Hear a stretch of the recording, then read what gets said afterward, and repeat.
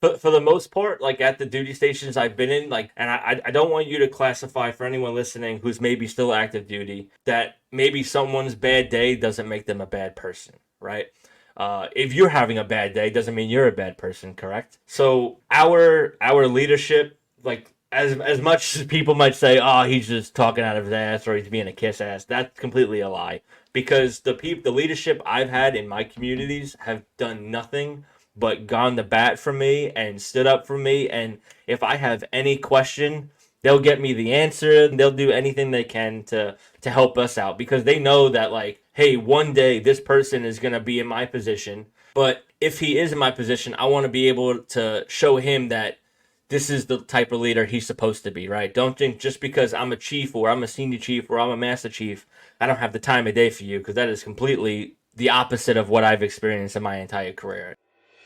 Welcome to Your Story Doesn't End Here, the mental health podcast of military and veterans who refuse to be silenced. I'm your host, Rachel, and my mission with this podcast is to be a voice for those who don't have a voice, bring awareness to mental health issues, provide value and solutions, and to change the culture when it comes to mental health within the DoD organizations. All right. We are on our very first video podcast episode ever, honestly, but also of 2024. And we have Vinny with us here today. I was on Vinny's podcast literally like 2 days ago. We recorded at least. And so I'm so excited to have him here today. Vinny, please tell the people who you are and where you came from and how you got to where you are today. Easy day, Rachel. Thank you so much. Hey, that intro is dope. Thank you. Kind of got me going. It was like I took a hit of pre-workout or something. Yeah. Nah, thank you so much for having me out here. And it's cool for people to go see our episode on my platform and now see my episode. It'll be dope. But anyway, so my name is Vinny Haram. I was born in Brooklyn, New York. I was raised in Staten Island, New York. I grew up with a split family. My parents split when I was about 3 years old. Me and my mom hopped around Staten Island our entire life from house to house to house. Ultimately, we find our like permanent house where we lived in for a couple of years, and then in I think it was 2012, I was a victim of it. I have no clue even when the year was, but Hurricane Sandy came to the New York area, and our house was like right down on the beach. And Hurricane Sandy absolutely wiped our house away. Oh me and my mom kind of had to start from square one. So she is my rock. She is my ride or die. She is the person who made me who I am today. But getting back to it, so after the hurricane, right, I was like, well, now what am I going to do? Like, I just graduated high school. I have no idea, like, what I'm going to do. And everyone tells you, go to college, go to college, go to college. And I'm like, all right, I guess I'll just go to college. Hated it. I hated it.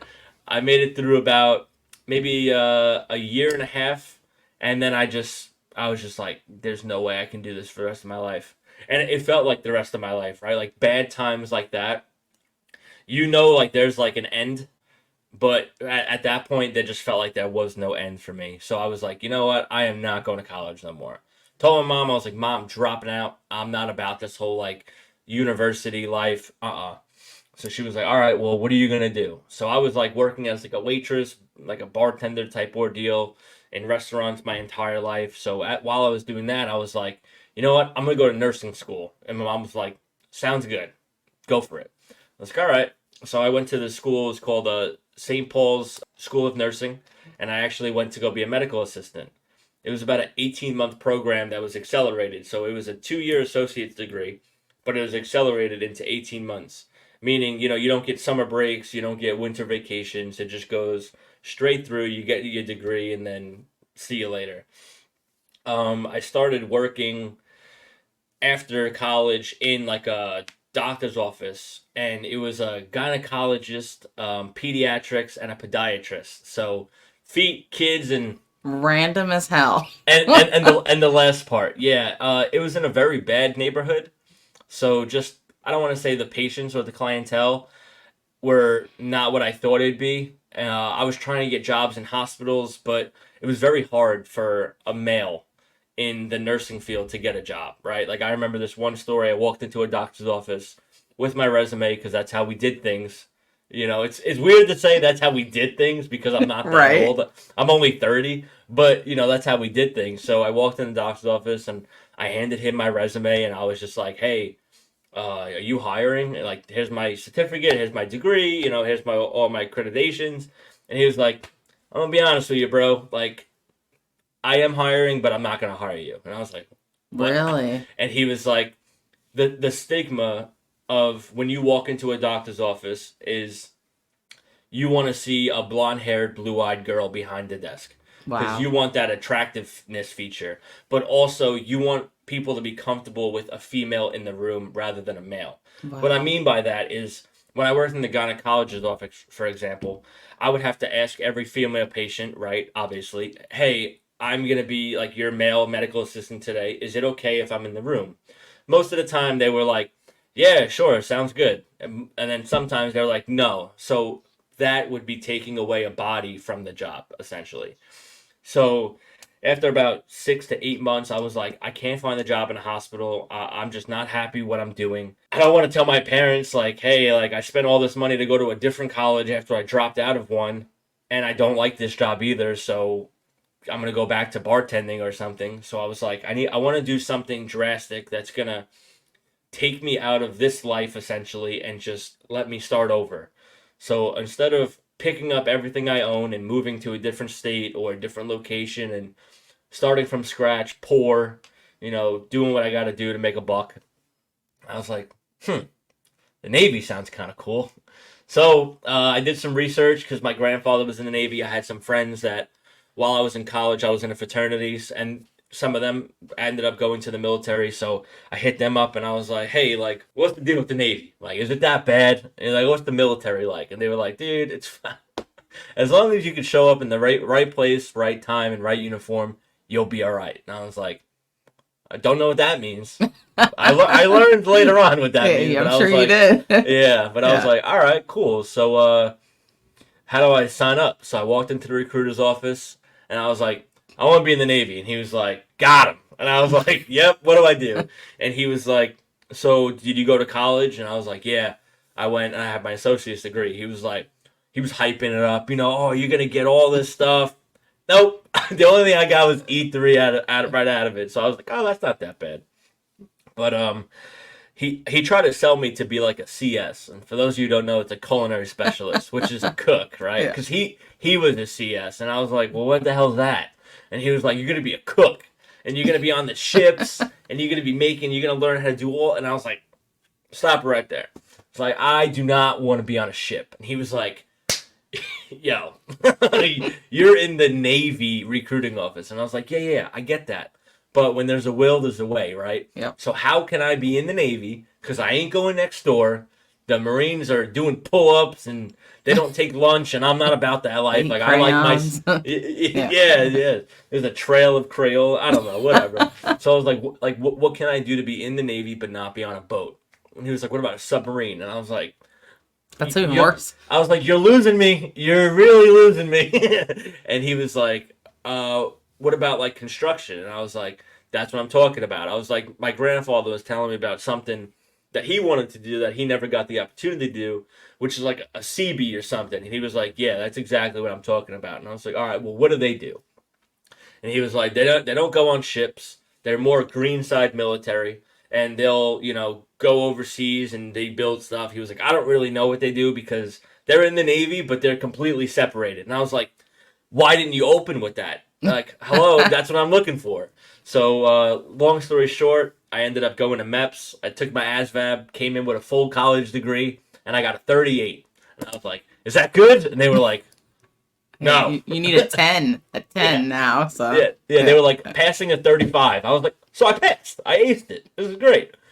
So I was like, all right, well, like, now what? And they were like, well, here's your list of jobs. And I was like, well, what are they? And he was like, he was going through all of them. And I was like, all right, I don't know what you're saying. Which ones are the CB rates? And he was like, there's this one. And I was like, what is this one? He was like, equipment operator. And I was like, what the hell does that mean? And he was like, you drive forklifts and cranes and all. I was like, next. And he was like, UT. And I was like, what's that? He was like, it's a plumber. I was like, plumber? Huh. All right, sign me up. And yeah, that's kind of how I transition from being a go-around colleger, frat kid, to, where I am today. Currently still active duty. I've been in the Navy about 7 years, going on 8 here soon. It's honestly been a roller coaster, but it's been a hell of a roller coaster. It's been fun. It's been fun. I don't think anybody's ever been on a roller coaster and been mad about it. You know what I mean? I don't know. There's some sketchy roller coasters out there, so you never know. That's true. So there's a few things in your story that I want to highlight. The first one, hilarious, that these recruiters like try to get everyone to be in there, right? Because I was an AT, my recruiter was also an AT. So and he was like, "Oh, you're gonna love it. You're gonna love it." I never want to do that job again. It was an interesting experience, but CSs, by the way, I don't know a whole lot about the CS rate still, but I mean, I know you can like go work in the White House and be like an executive chef. Like there's opportunity, but I'm pretty sure most of them are just like, aren't they just like canned food on like, I don't know. I don't know. I do know that there was CSs that like so it's like like to do like the cooking shows on TV and all that stuff. Yeah. I don't know how to compare it really, other than so they take a certain amount of like CSs that like want to like, excel and like they are good at what they do. Yeah. And they're able to like get outside that like canned food mindset and like go and like cook for like the president and like all these other judges. The executive chefs and stuff. And I think there was one Navy CS who was on a cooking show. Like I don't know if it was Gordon Ramsay or something, but I remember hearing I love those shows. Back. Yeah, I think so. So I mean, opportunity for sure. Let me not knock a rate that I know nothing about. But we can knock it. Yeah. I remember there was this one time on Facebook, this poor kid was trying to go into the CS rate and he was so excited about it. He was like, I'm going to be the best chef. And he was just getting roasted online. I'm like, listen, guys, like people in the military can be very mean on the internet sometimes. Be nice to each other. Yeah. And you never know. Maybe that one kid knows how to cook rice. Oh, and they'll stop messing it up, Right. I know, right? Rice, of all things. Yeah, they do. They do mess it up. So I want to talk a little bit about the nursing thing, which I know is before your military career, but it's interesting because we don't hear a lot about male stigmas in careers. We always hear about like, oh, females are underrepresented in careers and females aren't getting paid enough. And so it's an interesting conversation that I want to talk a little bit more about. I did nursing school for a quarter. Well, I did the pre-nursing and then I did a quarter. And there's a few males in my cohort. And I think there's 2 in my entire cohort of like 40 people. And so like a very, very small margin of males anyway. And I remember one of the males that was my partner in one of my classes, like for him, it was just very weird for him. Like, when we were just doing like basic stuff, like head to toe exam practice. And for him, it was like, oh, I don't know if I should like be touching like your hand or touching, like your stomach. And the instructors had to be like, no, like you're a nurse. Like this is it's not weird. It's your job. It's what you do. Did you? I mean, even when you were going through the schooling, did you feel like there was a stigma surrounding it, or did you feel like that really hit you heavy when you started trying to actually find jobs? So I wouldn't say through schooling, just given my personality and just the way I was, like, because I had the same classmates throughout the entire program. Yeah. So from like day one. I was the guy who walked in with my scrubs and like these bright pink polka dot socks, and they were like, "Oh God," with a mohawk, and they were like, "Who the hell is this kid?" He's gonna make it. Right off the bat, I was one of those kids that I was always loud. I was always talking with people. I was always helping people. And when it came to doing like labs and clinicals and stuff like that, I kind of put that aside, and I was more professional. But I was just like, I'd be like, hey, like, my name's Vinny. I'm going to be your male nurse today. Like, is it okay if I you know what I mean? Like, there was ways to go around it. Right. For me, it was easy to come out and say it. That's why podcasting is kind of, like, up my niche, especially video podcasting, because I have no problem being in front of a camera or just being loud or belligerent. But for some people, that's just an East Coast thing. I don't know. Yeah, you know what? We're loud and we're outgoing, but don't hold the door for me because I can do it myself. I don't need your help. Yeah. That's why I can't spend more than like 2 days in New York. It's just too much. You go, you get $1 slice, and then you leave. Yep. Yeah, but anyway, to get back to your point, or your question at that, no, during schooling, no, there wasn't really the stigma. They kind of let us know. They were like, "Hey, like look around, right? Like there's 80 females in here, and there's 6 males. So no, like this is what you're getting yourself into, but it's how you apply yourself and what you can do on your resume." Which, yes, I did my best. I was on the dean's list. I had every certification that you were able to get. I walked out the door with.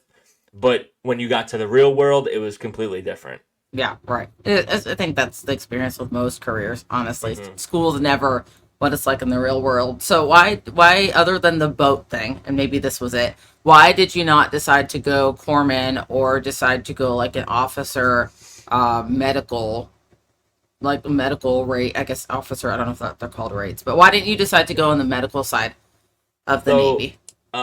Going back to the recruiter's office, I was actually what they call too qualified to become a corpsman, because since I had a degree, which I kind of get where they got it from, is like, since I had a degree in the medical field, they were like, "Hey, what we teach you, we want you to know from scratch, right? And what you know is probably a little bit more advanced than what we're gonna teach you."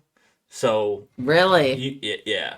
So Also, that doesn't my make ASVAB sense. score probably was a little Yeah. too low for that. I don't know. That's it. Because I've met some corpsmen that because I used to always ask, like every time I'd go into medical, I would be like, I would ask them, like, did you want this job, or was this a job that a recruiter threw at you? Of course, they all were like, of course I wanted the job. And did I believe every single one of them? No, I did not believe every single one of them. But I just feel like in the medical field, personal opinion, that people should be qualified, if not overqualified, and want their job. And like, I went to school for it. Obviously, I wanted to do it, and if I can do it in the military, it would have been great. Right. You know what, though? Everything happens for a reason. I'm so glad I'm out of that field, because where I am now and the people I work with and the people I've met, this community that I'm in is so tight that it's like, in big Navy, you see so many different people, and they come and go, and you'll probably never see them again. Unless, they're in your raid, or I don't know, whatever the case may be. Right. But in the CB community itself, there's very little duty stations, and there's very little of us. So everywhere we go, we see people. Like, for example, my 2 instructors in my A school, in my tech school, were my first class and my chief at my last duty station. Like, it's such a small community that what goes around comes around. So I love that. Yeah, it kind of helps you, like, be nice to people and, like, learn your place. It's like... Yeah. Yeah, you never know when you're going to meet these people again. When we had talked on your podcast, one thing that really stood out to me, and we chatted about it a little bit, was your leadership style, which to me it's kind of an anomaly, and to hear in the Navy that people have solid leadership skills. And I know it sounds weird. I mean, to people listening and that aren't super familiar with the military, it might sound weird to think that in the military there's bad leadership styles, but the Navy's ranking system usually creates an environment where people feel like, I'm your leader because I am an E6 or I'm an E7 or I'm an E8, and you're going to listen to me because of my rank. And it sounds like the CB community might be different, and I don't know if it's your entire community, if it's because you're tight knit, or if it's just you. I don't know. So talk to me more about like what leadership and what that culture looks like within the CB community. So I would say the leadership, like, for the most part, like at the duty stations I've been in, like, granted, right, like the bigger duty stations, the more people, the more experience and the more time for, let's just say, bad days people have, right? And I don't want you to classify, for anyone listening who's maybe still active duty, that maybe someone's bad day doesn't make them a bad person, right? If you're having a bad day, doesn't mean you're a bad person, correct?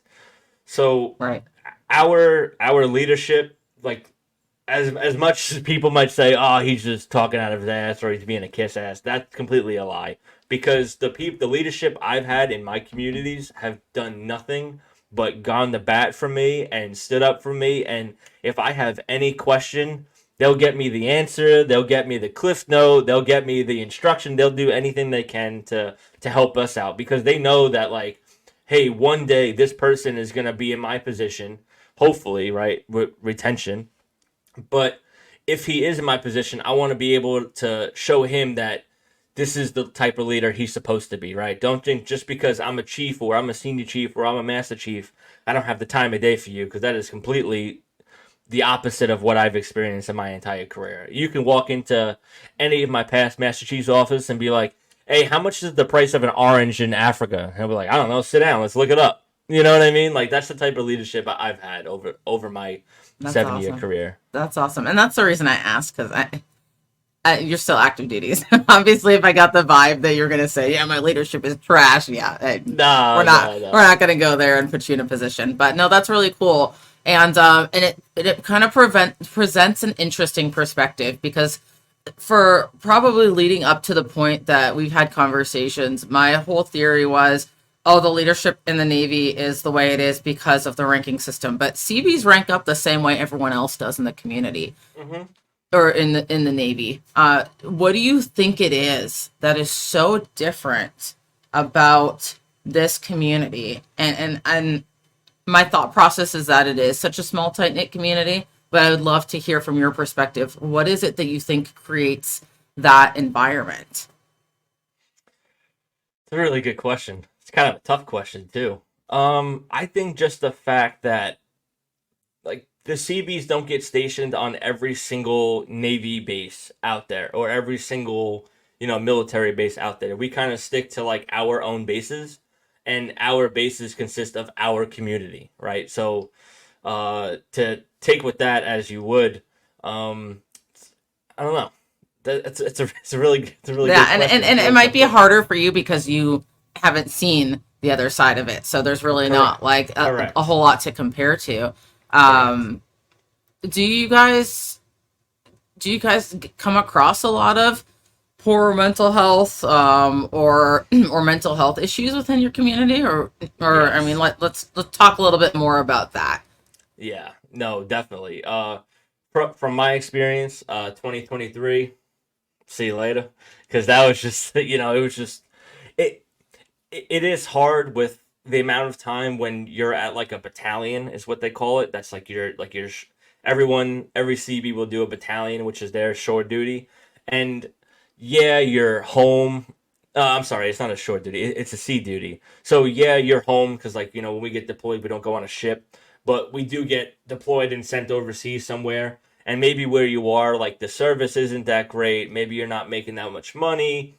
Who knows what's going on with, Jody back home, and then we have like our field exercises where it's just like it's a constant, like, uphill battle, a constant uphill battle rhythm, right? So eventually that can get very tiring for people, because you got to think our job is vertical construction, right? That is tiring. It's hot, it's cold, it's raining, it's every day, it's kind of the same thing. Mental health in that aspect, it becomes very, very, very, very repetitive, right? And I can't speak for everybody else, but when you're away from your family and you're doing something the same every day for 6 months, and you don't have that good communication with people back home, you miss your child's birth, you miss a holiday, you miss a first birthday, very comparable to what, the other side of the Navy would be like when you're on a ship, right? I think very similar we are in that aspect. I don't think the CBs would have any, like, different, mental health issues other than anybody else. Um, I mean, we get to stay in nice hotels, so that's kind of cool when we get deployed. So what would you say? I mean, and this is a statistical thing, obviously, so you're not going to know the full answer to this, but is suicide an issue within the CB community that you know about, or is it more mental health issues related to what you just described? And obviously, just speaking for your experience, but is this Mhm. something that you're noticing within the community, or would you say, from a general consensus, that people are pretty, I don't know if happy is the right word, um, but well equipped to handle their job and the stresses that come with being in the military and life on top of that? Yeah. No, definitely the stressors are there no matter what your job is, no matter what your age is, no matter where you're stationed. The stressors are always there. Um, maybe in our community it's a little easier to handle it because we're so tight knit and our commands are a lot smaller than any other Navy. Like, for example, like I think, let's just say for numbers speaking, our biggest command is like 750 people.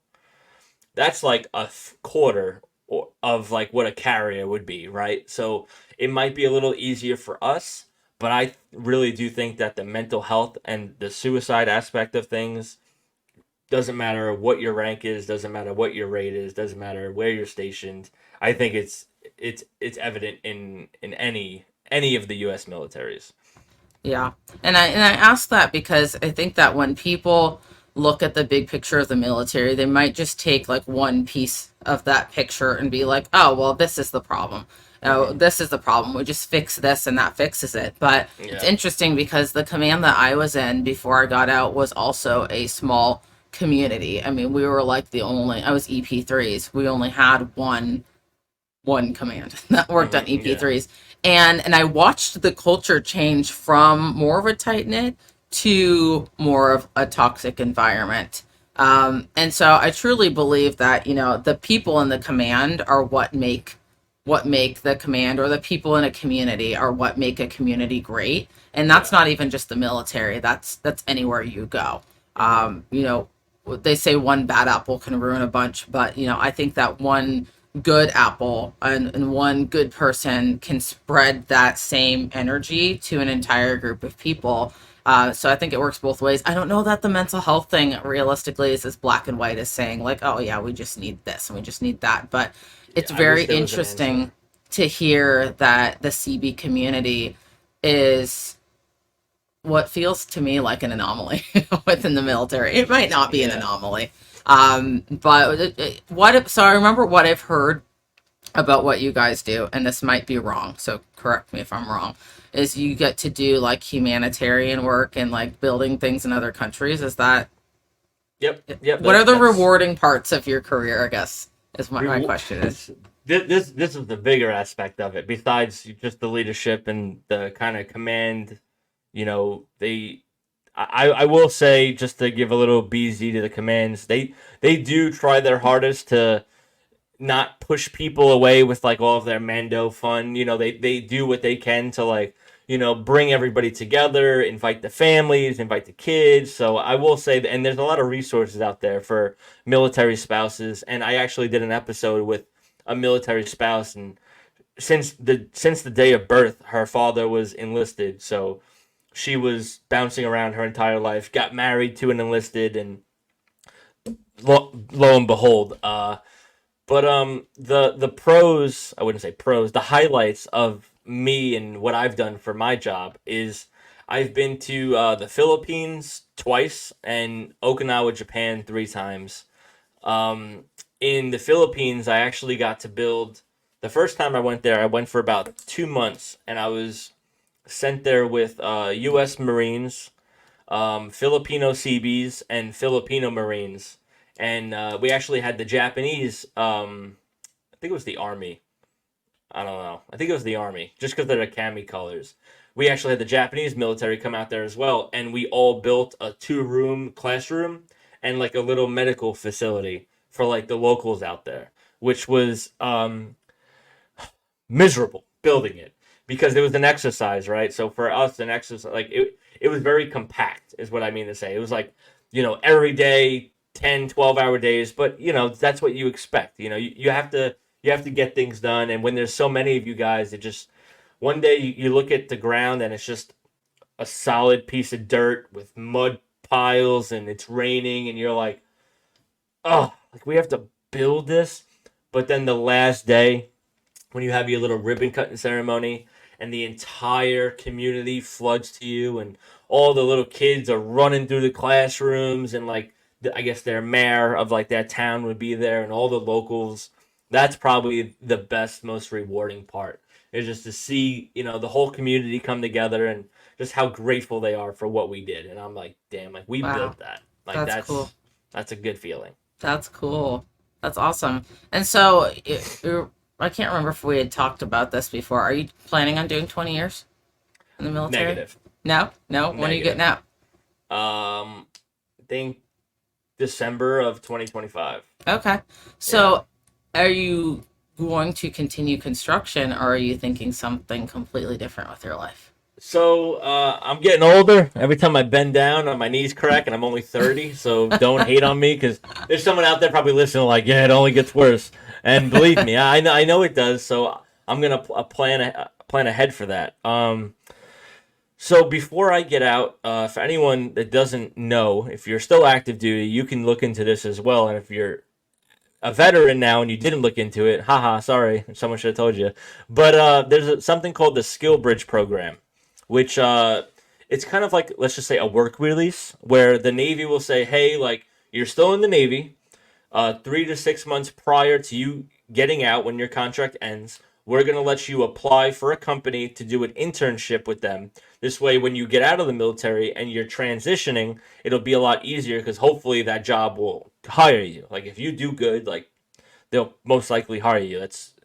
I don't know the number, but I'm just going to throw out 99% higher rate, right, when you finally finish your military service.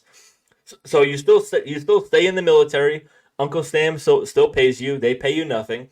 But you get to pick wherever you want to do the Skill Bridge program. So, for example, if I'm stationed in Texas and I'm from New York, right, and I want to go back to New York, I can do Skill Bridge in New York, and then just when I'm ready to check out, I'll go back to Texas on the military's dime and check out, do all my stuff, and then I'll go back to New York and I'll have that job there. I would love to do that for plumbing, because I like plumbing. I think it's so fun, and there is such a need for it. I see, how like Siri listens to you all the time whenever you talk. And I see all these videos popping up now and all these ads, just like plumbers are slowly on the decline. And it's one of those jobs that's so expensive, because everybody needs to flush their toilet. Yeah. Everybody needs heat, and everybody needs air conditioning. Yeah. So I'll try to do a skill bridge that'll lead me into plumbing. But my ultimate goal is to get set up and be the next Joe Rogan. No, I'm completely joking. Hey, listen. No. You never know. Yeah, you never know. But now this is like, doing this is kind of like a little startup.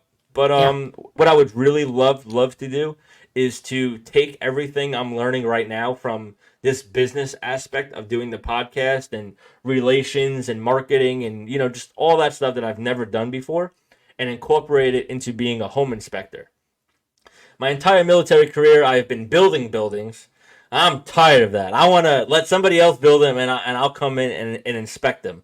And I want people to, feel comfortable with having, a military veteran who did construction his entire career to come to your potential new home and tell you, hey, like, your house is good to go. There's minor discrepancies, but other than that, like, you're good. They also make really good money, too. And be real about it, too, because let's be real. Some of these inspectors out here. And to know, like, they make so much money. And my wife has a great job. I kind of lived through her eyes with my career, because she's actually a nurse. She was an ICU nurse, a critical care nurse. Now she works in the ER. My goal when I was going through nursing school was to work in the NICU, like delivering babies and, taking care of whatever I had to, whatever I needed to do. So since I got out of that field and she's like in that field now, I get to like live life through her. And then the Navy's not that bad. I know. I think was she working through COVID and stuff as a nurse too. Yep. Oh wow. Yep. We hats off to her.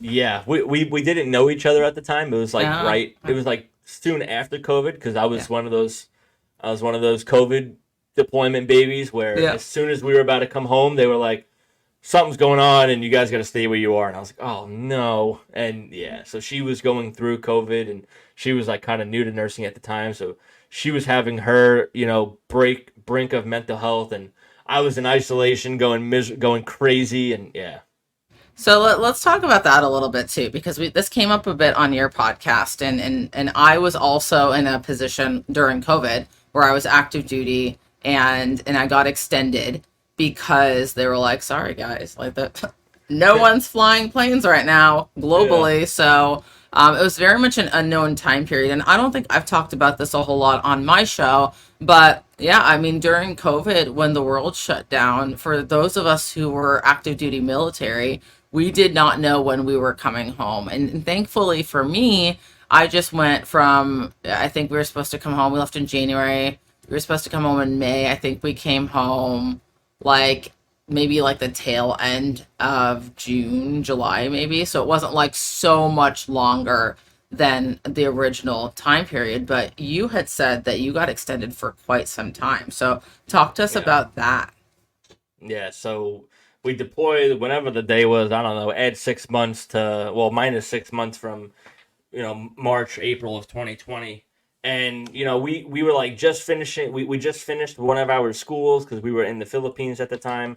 Just finished one of the schools. We were doing renovations on 14 like classrooms of like a new school. Well, we weren't actually building them from the ground up. We were just like, new roofs, new plumbing, new electrical. And we actually got like most of it done up until COVID hit. And I was like, well, I finished my plumbing, so I'm good. I don't know about you guys. But they were like, yeah, there's this thing. It's the coronavirus, and no one knows what the hell's going on. So we're just going to hang tight. And I was like, oh, all right. Yeah, sounds good. Sure. We're going home in 2 weeks. I don't give a shit. Yeah, it didn't work out. We ended up going back to like our main battalion and kind of like regrouping with them.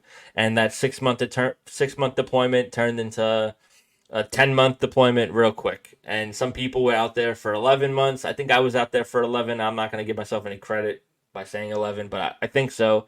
And there was some people who are actually out there for 12, given, they got there first to do turnover for deployment, and then they did turnover again on the back end. So shout out to those guys, man. Those are the real heroes of that COVID deployment.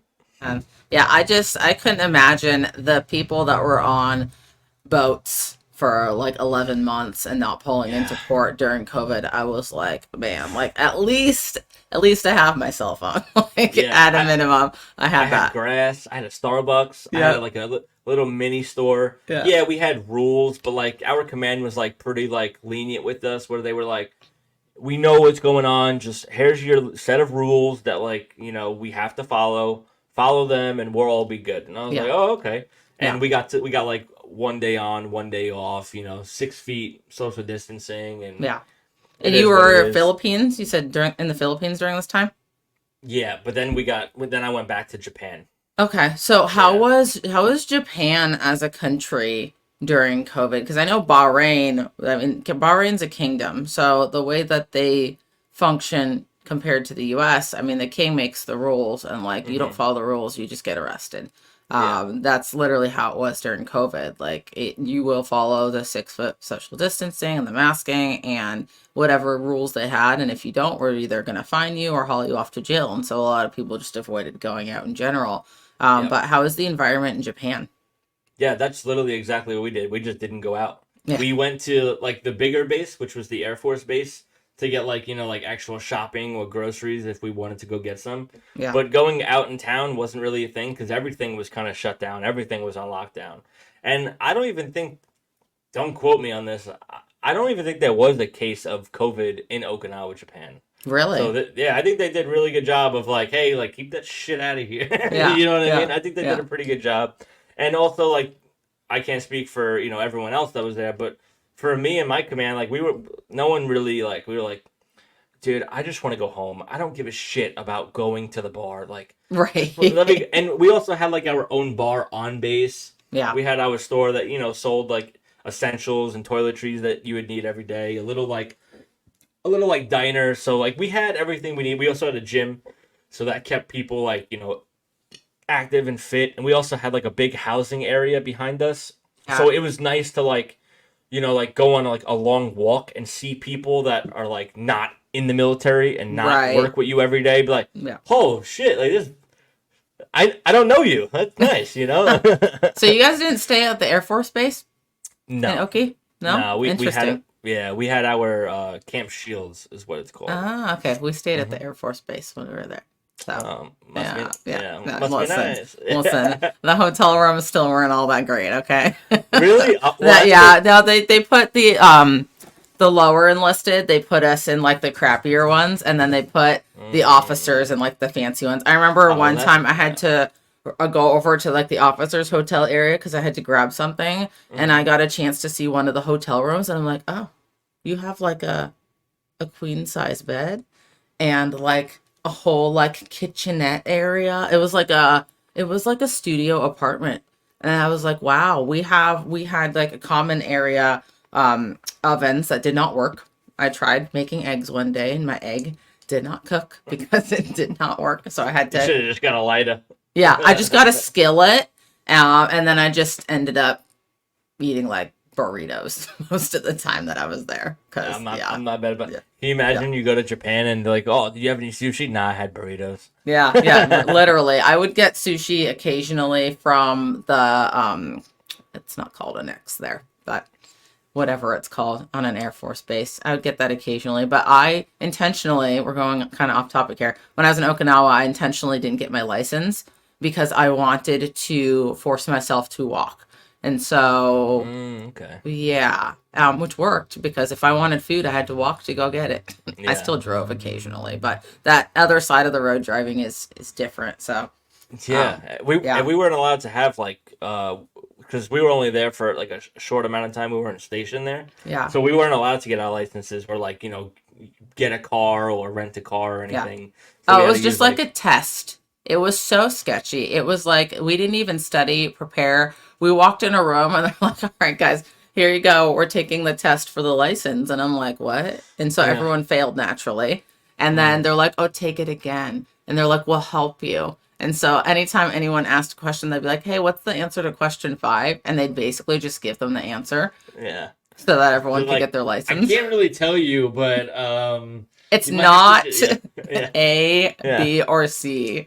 Yeah, that's basically how it went. I'm like, wow, you have these people driving out, like they drove off base. These people are driving on like the main roads. I'm like, that sounds really, really sketchy. But yeah, that's, I guess, I had the no clue. Well, perks. good thing they didn't give us licenses. Yeah, super sketchy. Even worse though, I'm driving a Humvee down those roads. Oh, And yeah. a Humvee Yeah. is the size, is the width of those roads. So it's definitely sketchy at some points. Yeah, but yeah, it's fine. made it work. It's fine. I'm from New York. I got Yeah, this. yeah, I know. People drive crazy there.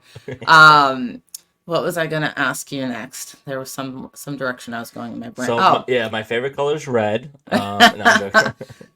So as far as morale, like keeping people's morale up, would you say that morale was pretty high, low during that time period when like things were just kind of up in the air, or what would you say the overall environment was like when you were kind of living in the unknown?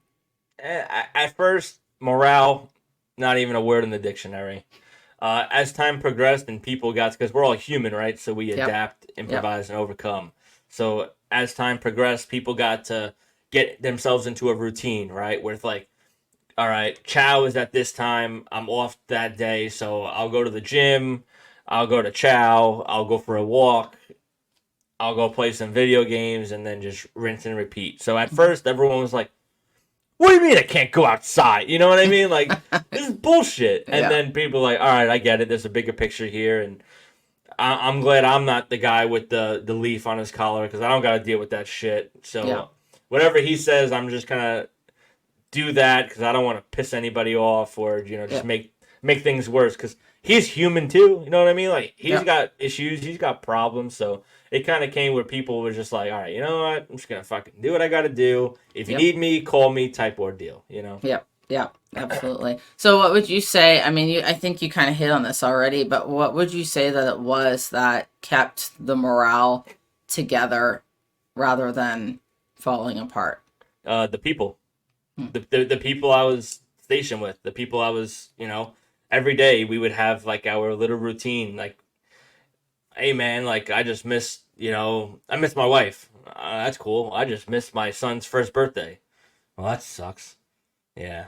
All right. What else? You know what I mean? And then you kind of just like things could be worse, and we would always tell ourselves like, I bet there's someone on a ship that is going through the same shit we're going through right now, but they don't have an Xbox and they don't have their own room and they don't have their own bathroom, so it could be worse, right? Like, yeah, we all want to go home, but things could be worse. So we're just gonna be grateful for what we got, and we'll play some Call of Duty tonight. How about that? I love that. Yeah, some of us were living in boxes in Bahrain and had to watch. There's always someone that has it way, way, way worse, honestly. And exactly. And I love that you hit so hard on the people aspect because I think that realistically, when we talk about all these different things in mental health, like that's the key to it. It's just the people. So how do we cultivate people in the military so that they are supportive of one another and they're there for each other? And some people would say that that can't be learned. I think it can, honestly. I think that we just don't, a lot of people don't know what they don't know. Put them in a foxhole for 16 hours. They'll become friends. Yeah, right. Well, because when you talk to, I don't know how many like older veterans you've talked to, but like when you talk about foxhole, like you talk to the Vietnam veterans and you talk about leadership styles and like what it looked like back then. And the principle, like the leadership principles themselves, they really don't change over the years. Like they're the same. It's like, what's that turning point? And I'm constantly trying to figure it out in my head. Like what is so different that like suicide numbers are so high and mental health is so low, and we keep trying to figure it out, and people really don't know, and they keep trying to throw things at it. But I think when you hit the nail on the head when you just say like it's the people, like just good quality people who want to help each other out, who want to embrace the suck together and not complain, but like how can we lift each other up? And so I'm so glad that we talked about that and that you brought that up. I do want to give you a chance to let the people know about your podcast. So take a few seconds, a minute, 2 minutes, 5 minutes, tell people about your podcast, and then also tell them where they can find you and support you on the podcast. Nah, all good. Rachel, thank you so much. So the Fighting for Freedom podcast, I spell fighting FIGHT''N because I thought ING was probably taken. So, yeah. And it doesn't sound as cool. So. Yeah, that's true. It doesn't sound as cool. Yeah. But, no, I started this podcast on September 11th of 2023. It's a big day for me, right? Being from New York. Knock on wood, I had no family members that were, killed during 9/11, but some of them were injured and still dealing with the effects to it now. So very important day for me. That's why I released my first episode that day. I kind of started this whole podcast because I wanted to hear the story of every other Joe Schmo in the Navy, right? And give them a chance to be able to tell their story. And just because you're not like, this big guy who did all this crazy stuff doesn't mean you don't have, mental health issues, or you didn't battle alcohol addiction, or maybe even the good side of it. Maybe you're the average guy who, did really good in investments and in stocks, or you're really good in whatever you're really good at, whatever your niche is. I want you to be able to come on my platform as an active duty or military veteran and tell your story, and hopefully you can help somebody else. So that's kind of how I got into this. I was just like, also I'm curious, right? Like I want to use my VA loan in the future, or I'm going to file for, VA benefits, or I'm going to do, well, how the hell do I do that? So having other people come on my platform, and I'm like, oh, so it's like a genuine conversation of like, so what website did you go? You know what I mean? I kind of like to break it down dummy style for us. Awesome. You can find us on Apple Podcast, Spotify, YouTube, and then all the social medias besides Twitter, because I just never got into tweeting or tweeting, whatever it's called. But yeah, Instagram, TikTok, Facebook, Threads. Hit us up. All the things. Love it. I think it's called X now. So Xing. X, yeah. X, I don't know. Yeah. I don't know. I recently started playing around with it just to kind of see. I don't know. I still can't really get into it. No, I feel the same about Threads. Yeah, I had to download Twitter for like an act when I was in school. When I was in college, I was in an acting class, and I had to download Twitter, and I was like, why am I downloading this? And he was like, it's part of your homework, and we had to like write like a monologue, and I was like, this is so fucking dumb. I was like, but so yeah, weird. I mean, I still have that Twitter, so you don't go on there. It's like MySpace. I think my MySpace is still floating around out there somewhere. I don't know. Don't check it out. It's probably I wonder what your song was. I don't even know anymore. What a time to be alive, I swear. So I want to thank you so much for taking the time to be on this show today. First video podcast, so I think it went pretty well for what it was. Yeah, of course. For anyone that is checking out the video, if your video is not for you, you can definitely head over to Spotify, Apple, iHeartRadio, any favorite podcasting platform and check out this podcast episode on there as well. Please make sure that you also check out Vinny's podcast, the Fighting for Freedom podcast. Make sure that you also go leave a 5-star rating and review on his podcast. That does really, really help us podcasters. And share it with your network, because you just never know who you know that needs to hear a message on there, especially those active duty who need to hear a resource or information that they might not get from their command. And so thank you again, Vinny. The last question, is there any last words or a piece of advice that you want to leave the listeners with today? Yeah, I do. Thank you for giving me this opportunity. I just wanted to let everybody know that I am active duty military. I do run the Fighting for Freedom podcast. It is not DOD endorsed in any way, shape, or form. My views are my views only. My views are my views only. They do not represent the Department of Defense in any way, shape, or form. I'm just a man with a microphone and a camera. I would love for people to take full advantage, if you're currently still in the military, of your TSP, which is your thrift savings plan. It's going to help set you up in your future. I do a lot of videos on these. It gets annoying after a while for viewers, but I don't care, because I care about you and your future. That's why people like me and Rachel are here. We don't do this for our health. We do it for... Actually, yeah, we do it for our health. We do it for our mental health.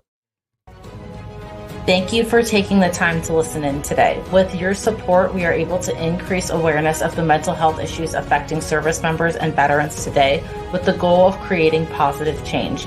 If you got value from this episode, please take 30 seconds to subscribe and share this episode within your own network. Until next time, remember, your story matters, your mental health matters, and your story doesn't end here.